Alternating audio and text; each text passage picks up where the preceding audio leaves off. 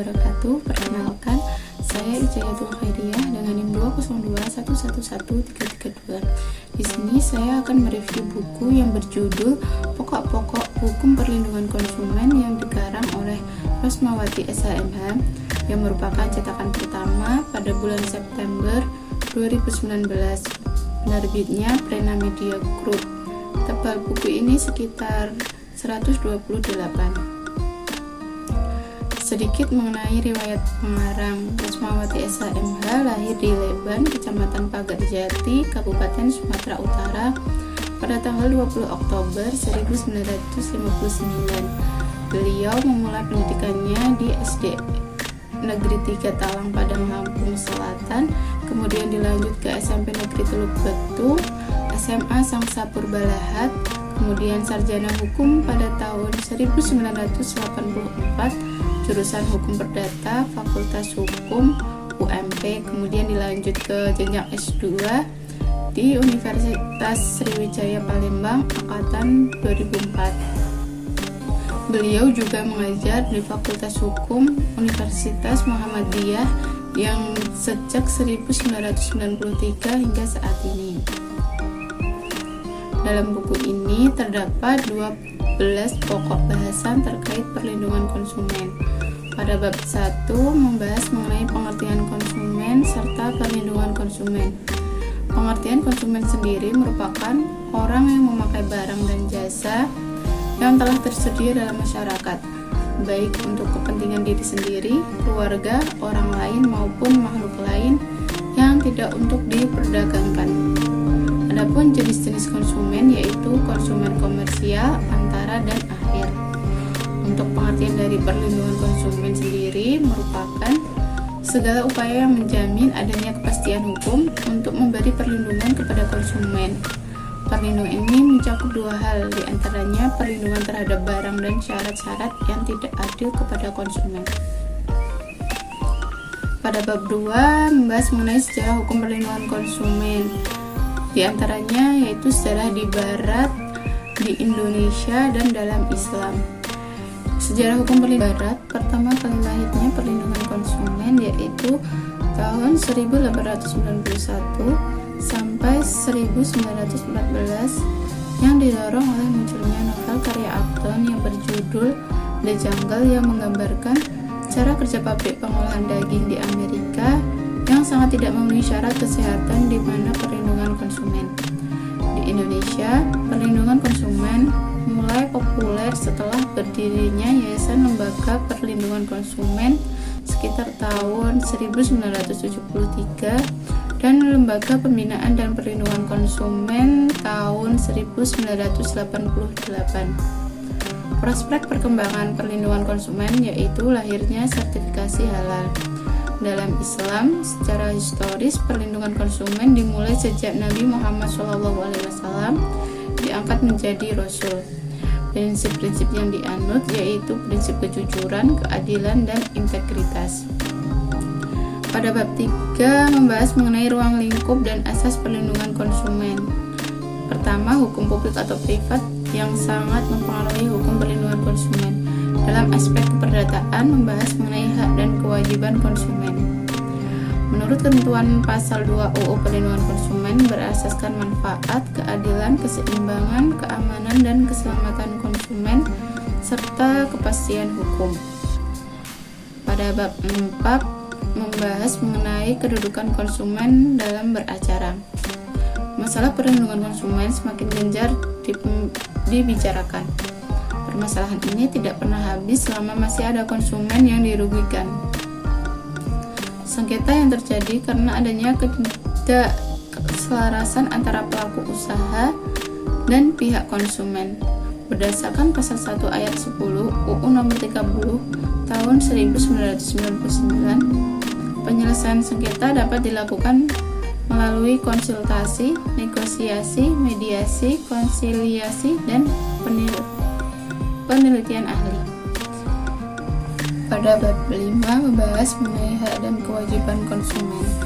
Sesuai dengan pasal 5 UU Perlindungan Konsumen, hak-hak konsumen yaitu hak atas kenyamanan, keamanan, keselamatan dalam mengkonsumsi barang, hak memilih barang atau jasa, hak atas informasi yang benar atas barang atau jasa, hak untuk didengar pendapatnya atas barang atau jasa, hak untuk mendapat advokasi, perlindungan dan upaya penyelesaian sengketa, hak untuk dapat pembinaan dan pendidikan konsumen, hak untuk dilayani, hak untuk mendapat kompensasi, hak-hak lainnya yang diatur dalam peraturan perundang-undangan.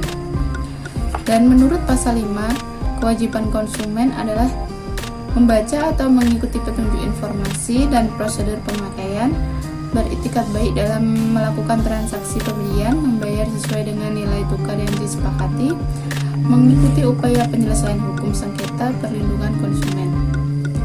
Dan pada bab 6 membahas mengenai hak dan kewajiban pelaku usaha.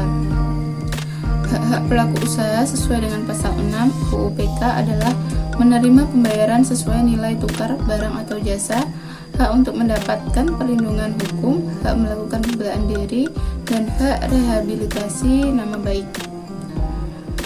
Adapun kewajiban pelaku usaha sesuai pasal 7 UU PK yaitu beriktikat baik dalam melakukan kegiatan usahanya, memberikan informasi yang benar atau jujur terkait barang atau jasa, melayani konsumen dengan baik, menjamin mutu barang atau jasa yang diproduksi, dan memberikan kompensasi atas kerugian.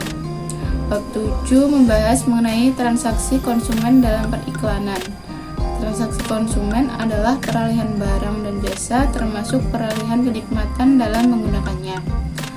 Dan pada bab 8 membahas mengenai klausula baku. Klausula baku sendiri merupakan setiap aturan atau ketentuan dan syarat yang telah dipersiapkan dan ditetapkan terlebih dahulu secara sepihak oleh pelaku usaha yang dituangkan dalam dokumen atau perjanjian yang mengikat dan wajib dipenuhi oleh konsumen. Bab 9 membahas mengenai sanksi pelanggaran perjanjian konsumen. Sanksi yang dikenakan terhadap pelanggaran perjanjian konsumen yang bersifat administratif pada umumnya berupa denda yang diatur dalam Peraturan Perundang-undangan Nomor 28 Tahun 2008, pencabutan sertifikat dan izin diatur dalam Permenhub Nomor KM 26 2009, penghentian sementara pelayanan dan pengurangan produksi diatur dalam Permenhub Nomor P39/Menhub Tahun 2008, dan tindakan administratif. Bab 10 membahas mengenai gerakan perlindungan konsumen. Gerakan perlindungan konsumen masih menjadi hal yang harus diperhatikan. Pelanggaran-pelanggaran yang terjadi saat ini bukan hanya pelanggaran berskala kecil, namun sudah tergolong dalam skala besar. Pemerintah seharusnya segera menangani masalah ini sebelum akhirnya konsumen harus menanggung kerugian yang berat akibat efek samping dari tidak adanya perlindungan konsumen. Bab 11 membahas mengenai lembaga penyelesaian sengketa konsumen. Sistem penyelesaian sengketa konsumen dapat ditempuh melalui tahapan, yaitu penyelesaian sengketa perdata di pengadilan, di luar pengadilan, secara pidana, dan secara administratif. Dan pada bab terakhir yaitu bab 12 membahas mengenai metode penyelesaian sengketa berdasarkan UU PK dan contoh kasus. Undang-Undang Nomor 8 Tahun 1999 dapat diselesaikan di luar pengadilan dan melalui pengadilan. Contohnya penarikan kendaraan oleh perusahaan atau leasing yang pembayaran cicilannya terlambat beberapa bulan. Konsumen dapat mengadu ke BPSK karena pihak leasing tidak berhak menarik paksa kendaraan. Aparat yang berwenang menarik adalah jurusita atau polisi yang dikuatkan putusan hakim. Kelebihan buku ini yaitu penjelasan yang ditulis di dalamnya cukup singkat, padat, dan jelas, serta terdapat sasaran yang dituju. Selain itu, juga terdapat ringkasan materi pada setiap akhir bab. Kekurangannya yaitu terletak pada penomoran yang seharusnya berbentuk abjad malah menjadi angka.